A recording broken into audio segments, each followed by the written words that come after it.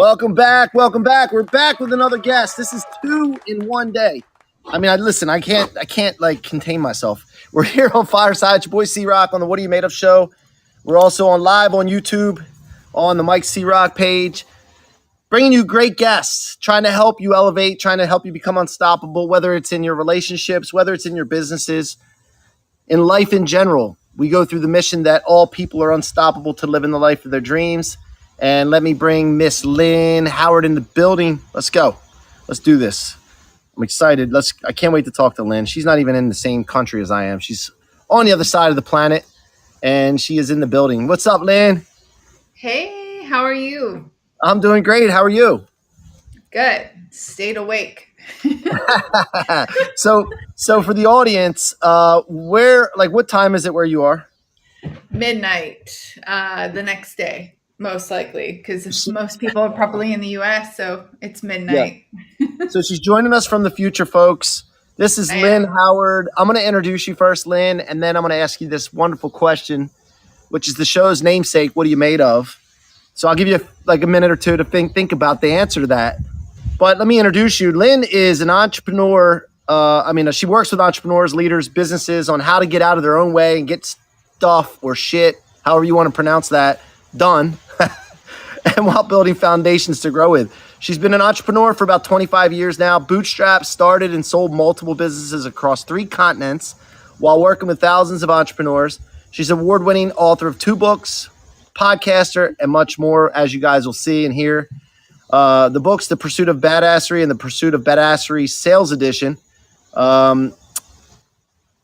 Is that actually, you got a book coming out, right? Is that the sales edition that's coming out, Lynn? No, the sales edition's already out. The one that's coming out is my personal book.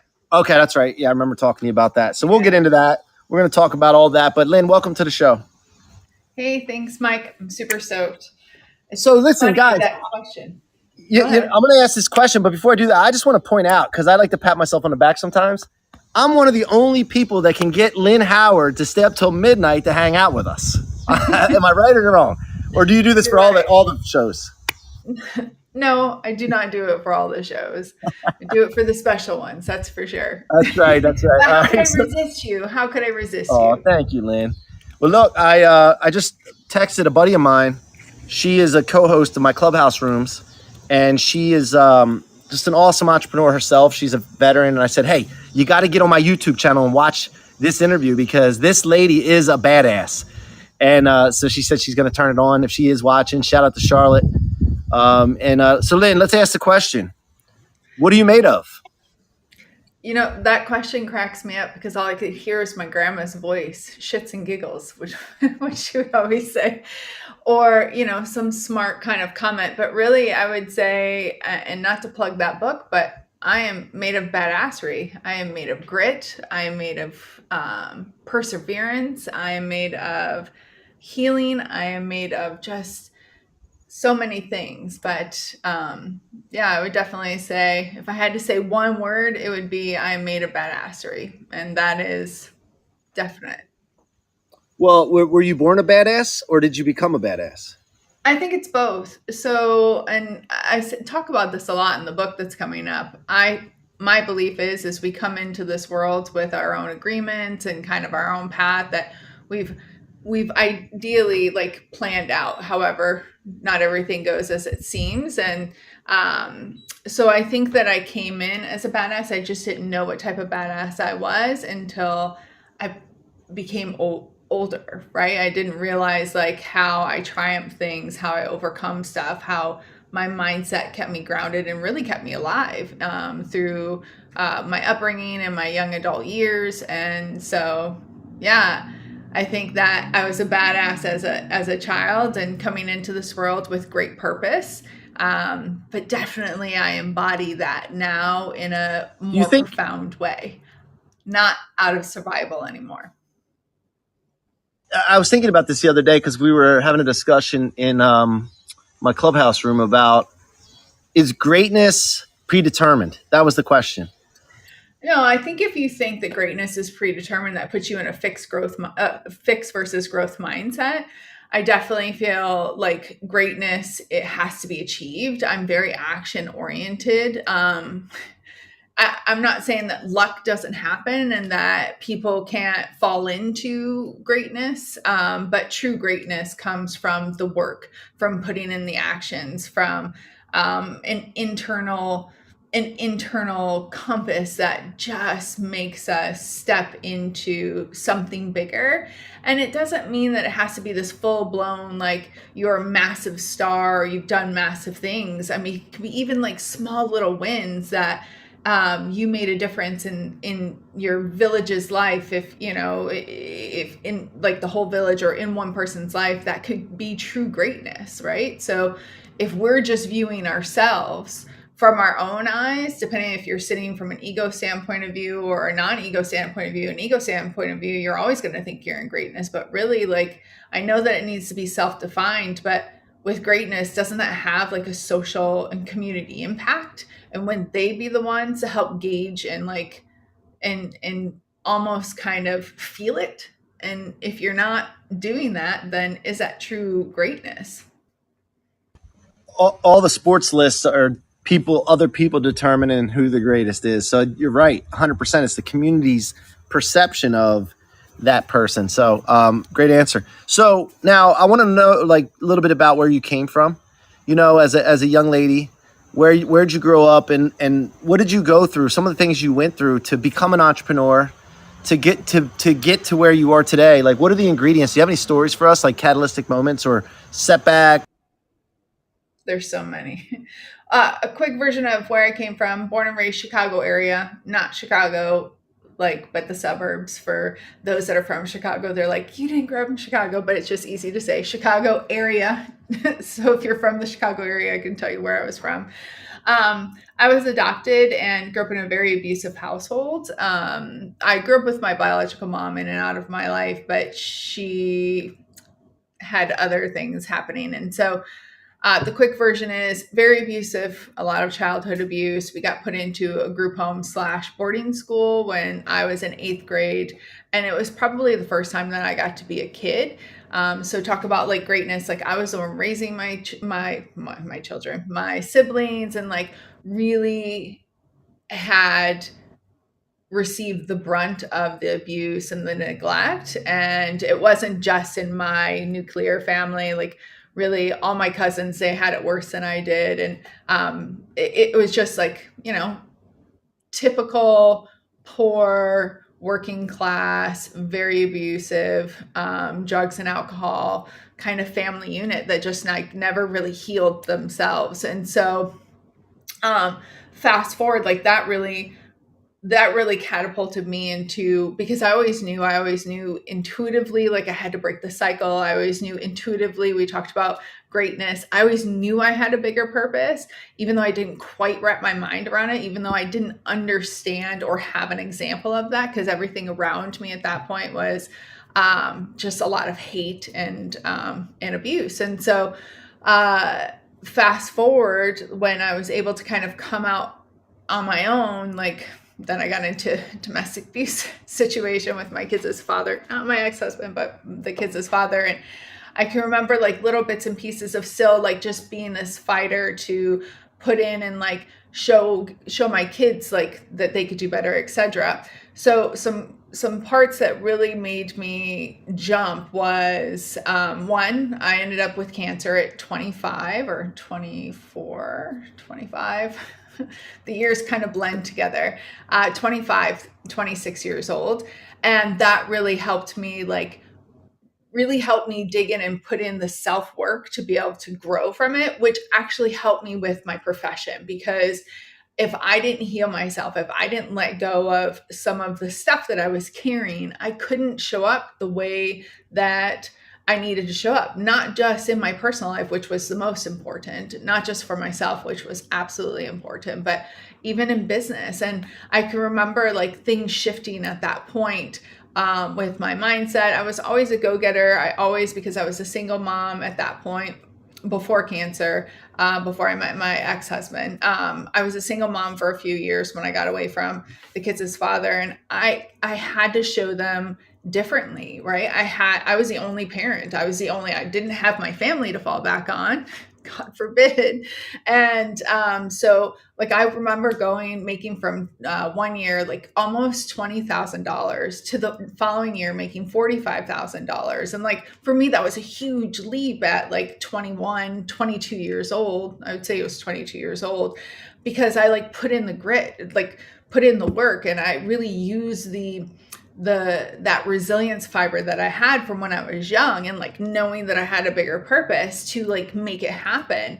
And then I can remember making my first six figures the year I met my now ex-husband. We're best friends, and it was just like within a 3-4 year span, like I was like really changing the trajectory of my life. Now we went out of country for a few years. The joke is I had more business than he did, even though it was his contract, but I helped launch 2 schools. I had a full blown salon there. I worked a lot. So when we moved back to Hawaii, to be able to like use all of that, because between that, going to Saudi and coming back, and cancer was before that, like really being in like the US and being able to develop businesses and still have that fiber of, one, nobody's going to tell me I can't. 2, like life is super precious and I have to make that shit happen.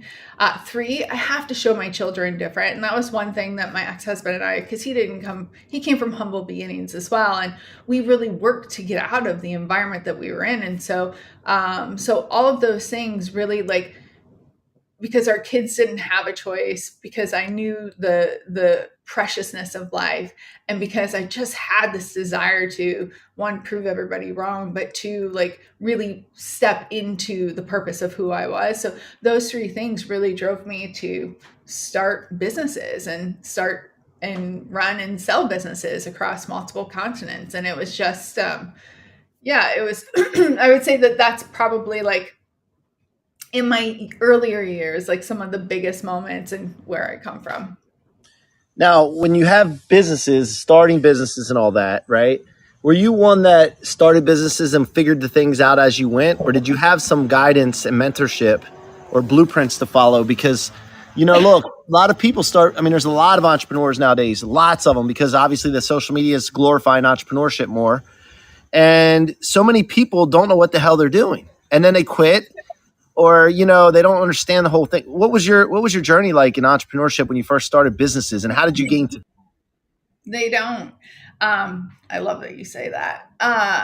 First of all, I don't think, especially now, and when I watch it, I kind of like my co-author and I, because the first 2 books were co-author, but we like cringe, and we have a podcast and we put on our podcast about this, but it takes grit, it takes hustle to like make that happen. And I think that that's one of the disconnects, is that we lack in today for lots of reasons, like that. One, put in the work, like mass action, as Grant Cardone talks about, right? Like mass action, make that shit happen. And I feel like that's a slight disconnect. But to answer your question, no. I can remember one of my first jobs, I sold Cutco cutlery. I loved Cutco. Yeah, it's the best. Yeah, I did it too for a little. Oh God, I love that. Well, my branch manager was amazing, and he was a great mentor. I actually wrote about it in the second book. And yes, I had pillars of light along my way that were indirectly influencing me, or sometimes I'd be able to go to and speak to. But when I actually started businesses, there were definitely people like that would be very egotistical of me to say nobody helped me. Absolutely. I had people that I can bounce ideas off of that I made in the community, but it was, no, I bootstrapped them. I figured it out as I went along. I put in the action, and it took constant action, rinse, repeat.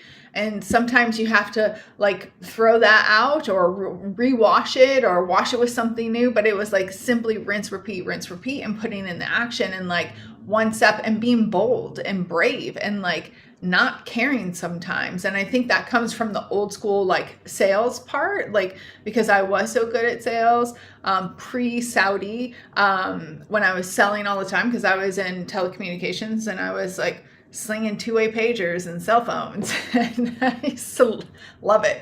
Besides the Cutco when I was just in college. But Yeah. So yes, mentors, blueprints, I wouldn't say so. Like I really had to figure it out. But then there were people who came in like in the industry, or like books that I would listen to, or podcasts that I would watch. And, 15 years ago or 10 years ago, it maybe wasn't as popular. Time doesn't make sense to me. But back then it wasn't as popular to like listen to podcasts or YouTube's, but I was like Googling different things and figuring out. And I was blessed that my ex-husband, he was my husband at the time when we lived in Hawaii. He's a problem solver, and he was always he's a troubleshooter, he's a technician by trade, and he does other things now, but he always taught me like how to be like, I was always solution oriented because I had to be like, that was, I guess we always have a choice, so I didn't have to be, but I chose to be.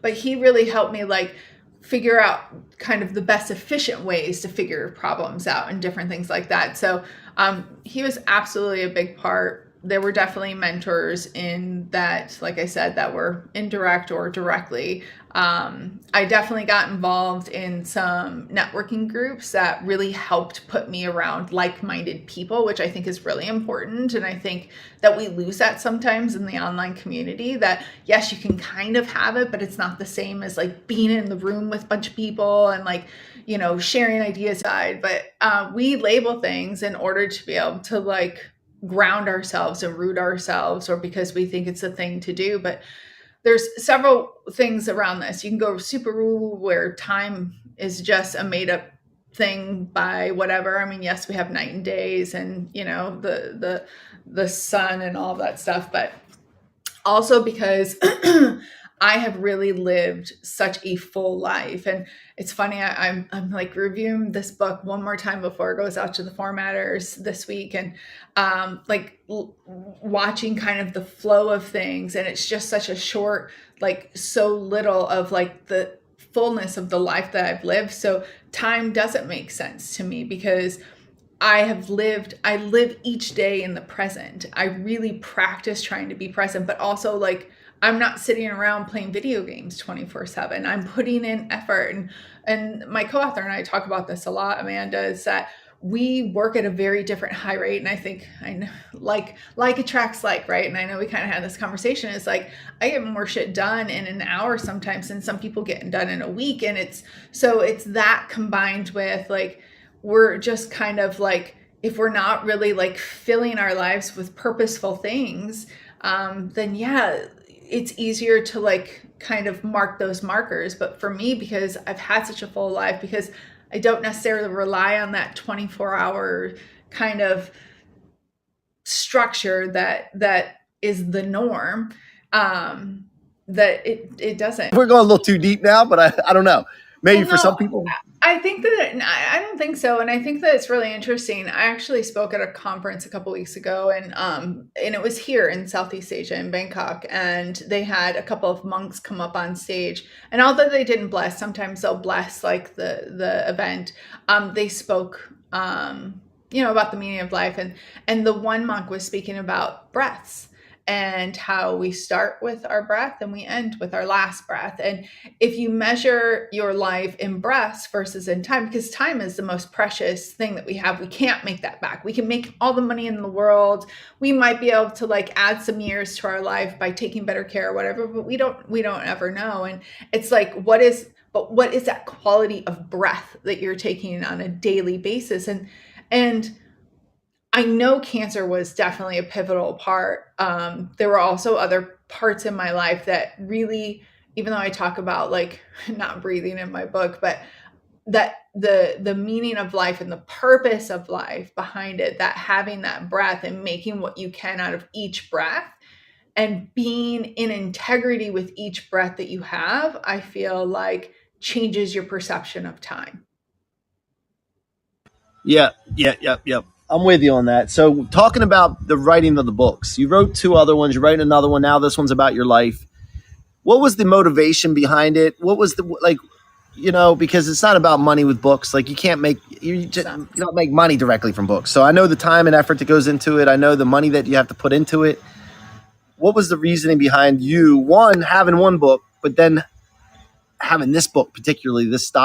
I didn't go all 4 years. I went a year and a half, and I didn't go all 4 years. I went a year and a half and dropped out. But like that age type is like somebody saying, dang, you should really write a book about your life because of just all the craziness that and how I was turning out. Like it wasn't just about the craziness, it was about my mindset around it. And it was about how driven I still was. And like, because my life could have been very, very different. And there were a couple of points in my life where people were like, oh, you should write a book, and you should write a book. And it's funny, a couple of years ago, my co-author and she had hired me and we worked together for years.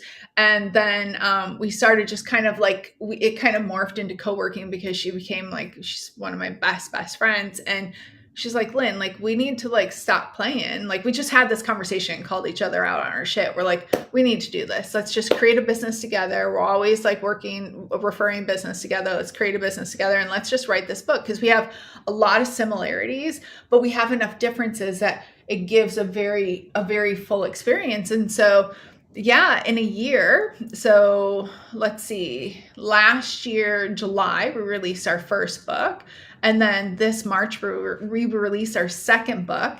We would have released our third already. However, people were like, what do you mean you released 2 books in 9 months? Like we haven't even read the first one. And so Amanda and I were like, okay, we need to like, we could work on our systems and structures behind the systems anyway. We already have several books like kind of shelved ready. And the second book, because we had our more of the woo-woo side, like I literally for probably about 2 months prior to actually finally writing it, I would hear from the outside, like I would hear the audible, like the audible book. Like I heard the stories being read to me and I was just like, okay, I get you, universe, like I'm doing this.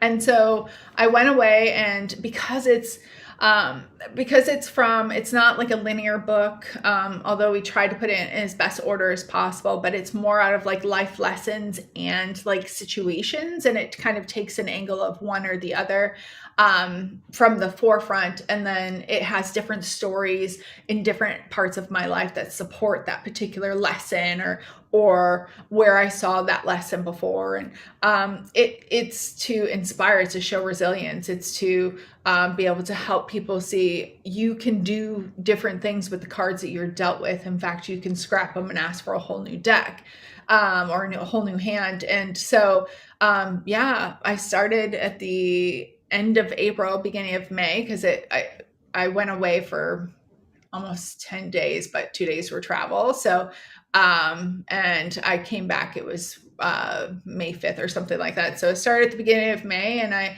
ended at the end of, it was 4 months. So May, June, July, August. So in 4 months, really like 3 trips, because I couldn't really write when I was in Bangkok. I wrote about 60,000 words of just some of it very heart-wrenching just content. And yeah, that's what I was gonna say. Like when I wrote my book, my first book had some. I look inward, and I knew that I had to, and that was another reason why I went away.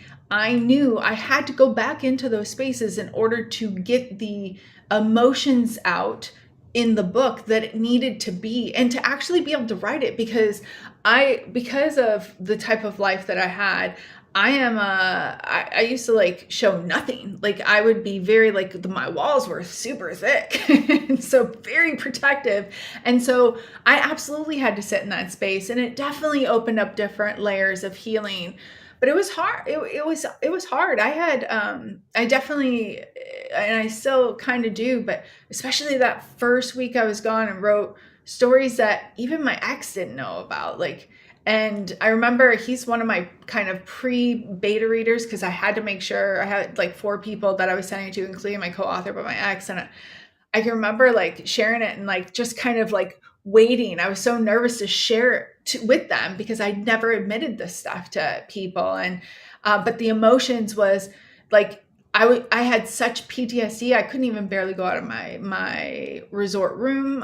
For about a week, once I came back to Bangkok, like it took me about a week to feel comfortable in my skin again. Like I was super on high alert because of my life. Like I definitely like, and I know it and I'm aware of it. As long as you're aware of your triggers or whatever, like you can deal with them. And but no, it's definitely a whole other healing part. And even like rereading it, like I had to actually stop because I knew I was getting on the call with you tonight. I didn't want a new level and probably some of the same level that I need to revisit. But it's also really, it's hard, but it's beautiful because I'm living, talking the talk, walking the walk that I'm actually writing about, that I'm putting in a legacy, essentially, book, one of a couple, and to like really keep doing that work that I'm supposed to do. That's part of my purpose. So, man, I relate to this stuff. I'm sitting here thinking about it, and I'm like, as you're talking, I'm like, man, I remember that. I remember all that. So, what's next for you? Like, you get this book out, and then what's next for you, Amanda? Like, what do you guys? What kind of business are you in now? Like, what can people look out for? Yeah. So the quick version is we help people get shit done. She does a lot of the back end. I do a lot of more the interpersonal relationship, sales, different things like that. But we have a team of global change makers who help be that side chick of the business, because we're all females, to really like be there to support the key role players and help them get shit done while creating fundamentals and foundation. And so yeah, we work with entrepreneurs, and I personally work with bigger companies as well, but I don't advertise that as much just because I help people like write trainings, and I'm a content contributor, and I've written many trainings that are used across many countries. With one of the positions I used to be in. But with that being said, next year we will probably at least release 2 more books, and everything's underneath the pursuit of badass. Also, we're going to work together and get you on in front of. Also, we're going to work together and get you on in front of more people than that. Even 6,000 is nothing compared to what some of the things we can do. But we'll work with that. But final question here as we wind down. By the way, what's the best way for people to reach you or engage with you? Yeah, so you can jump on my website, lynnahoward.com, but you can also look up my handles. I'm on Insta, Facebook, LinkedIn. I know I have a TikTok, but I never get on it. I'm so bad at TikTok. So the website's the best, right? Yeah, my website's the best for now. And you can hit all my links there.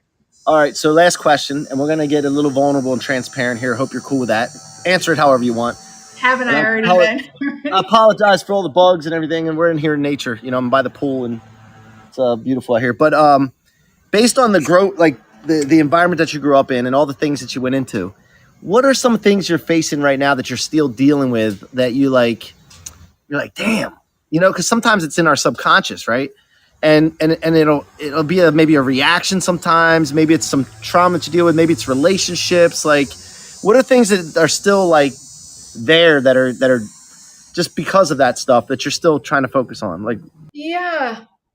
And I love this question. And I will say that I've revisited these things, but every time we level up in any type of success or like position or whatever, however you want to deem that necessary, it's almost like you start over. And so depending if you look at the spiritual kind of cycle of 7 years, or even like your business cycle, when you're leveling up to the next level, you kind of start at ground level, but with different get out of that, right? Because that was like a story I would tell myself, and it's truth. Like there's no falsity to that. So definitely imposter syndrome.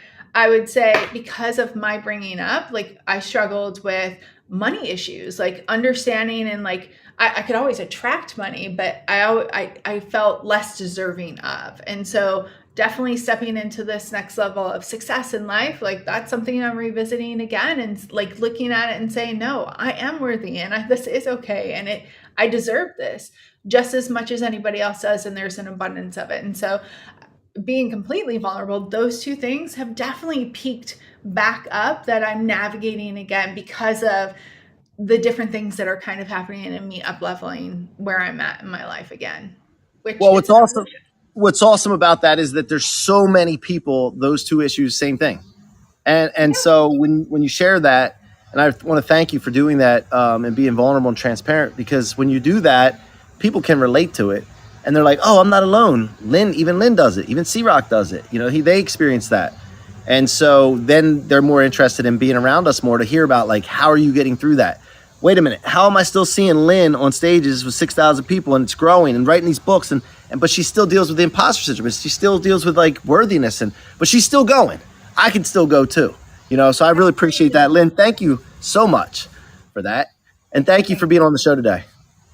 No, thank you. I appreciate it. Thank you so much. And thanks for everything that you're doing and showing up like you are. When I saw your Instagram, I was like, man, it's like a brother from another mother type of thing. And it feels good